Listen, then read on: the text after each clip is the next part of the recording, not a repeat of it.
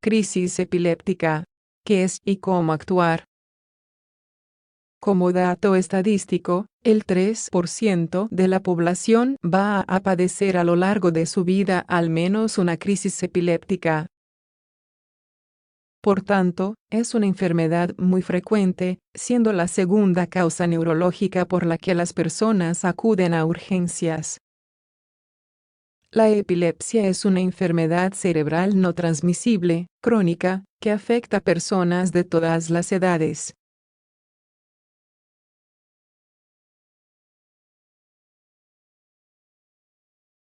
A continuación, explicaremos qué es una crisis epiléptica y cómo se puede mantener a una persona segura hasta que la crisis termine por sí misma. ¿Qué es una crisis epiléptica?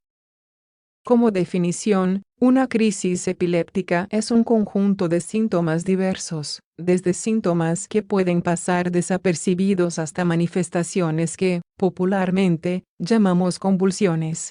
Contracciones generalizadas del cuerpo con pérdida de conciencia. Curiosamente, estos síntomas se deben a que un grupo de neuronas de nuestro cerebro deciden activarse a la vez y realizar su actividad de forma excesiva y anormal. Podemos diferenciar dos tipos de crisis epilépticas. Crisis sintomática aguda. Una lesión fuera o dentro de nuestro cerebro causa la crisis. Un traumatismo cerebral, una enfermedad cerebrovascular, una infección en el cerebro, fiebre, una intoxicación o desequilibrio de sales y azúcares de la sangre pueden causarnos este tipo de crisis. Crisis no provocadas. Comúnmente se conoce como epilepsia. 6 de cada 10 personas que tienen crisis se deben a una epilepsia sin causa identificable. Según la ILAE, Liga Internacional contra la Epilepsia, la epilepsia es una alteración del cerebro que predispone a que la persona tenga más de una crisis epiléptica a lo largo de su vida. Esto acarrea consecuencias a nivel neurológico, psicológico y social. Es decir, cualquiera de nosotros puede presentar crisis epilépticas, pero no todos desarrollaremos una epilepsia. Tipos de crisis epilépticas. Signos y síntomas. En primer lugar, hay que saber que existen dos grandes tipos de crisis epilépticas: crisis generalizadas y crisis parciales o focales. Crisis generalizadas. Desgraciadamente, la actividad anormal se da en todo el cerebro y suele cursar con pérdida de conciencia. Ausencias. Suele darse en niños y jóvenes. El individuo pierde la conciencia durante unos segundos, sin otra manifestación clínica, y durante este intervalo no suele contestar, está desconectado del entorno. No se desmayan ni tienen contracciones musculares, simplemente dejan de hacer lo que estaban realizando y se quedan con la mirada fija. Crisis mioclónicas. Este tipo de crisis generalizada no tiene pérdida de conciencia. Presenta una sacudida muscular de las extremidades, normalmente de ambas manos. Tónicas. Se presenta como una única contracción tónica súbita. El cuerpo se pone rígido como una tabla con pérdida de conciencia. Tónico-clónicas. Es lo que normalmente asociamos como crisis epiléptica. Primero, tiene una fase de contracción tónica, y después se sigue con contracciones clónicas sacudidas musculares. Siempre se acompaña de pérdida de conciencia.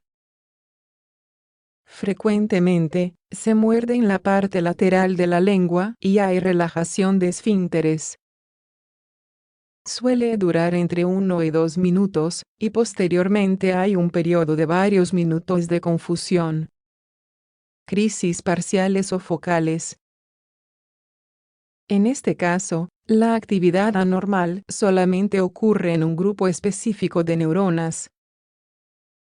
Dependiendo de la región afectada tenemos determinados síntomas, por ejemplo alucinaciones visuales, olfatorias, sacudidas de una sola mano. ¿Cómo se debe actuar?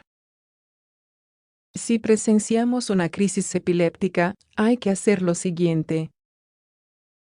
Con cuidado se debe recostar a la persona en el suelo, o en un área donde no haya objetos duros o filosos alrededor. La cabeza debería estar sobre algo suave y plano. Hay que voltear a la persona hacia un costado para mejorar la dinámica respiratoria. Desajustar objetos que pudiesen estar alrededor del cuello, ya que resultan peligrosos en medio de los movimientos. Permanecer con la persona hasta que haya pasado la crisis. ¿Qué no se debe hacer? Más allá de lo que debería hacerse en esos momentos, es importante saber qué precauciones tomar para no cometer errores que compliquen la evolución de la persona. Una prioridad es no intentar realizar reanimación cardiopulmonar. La persona no debe ser sujetada durante la crisis epiléptica, ni tampoco se tienen que introducir objetos en la boca intentando tomar la lengua. Es preferible que la crisis suceda con la persona volteada hacia un costado, y que esa misma posición acomode la lengua. Tampoco se deberían ofrecer alimentos a la persona en el momento inmediato posterior.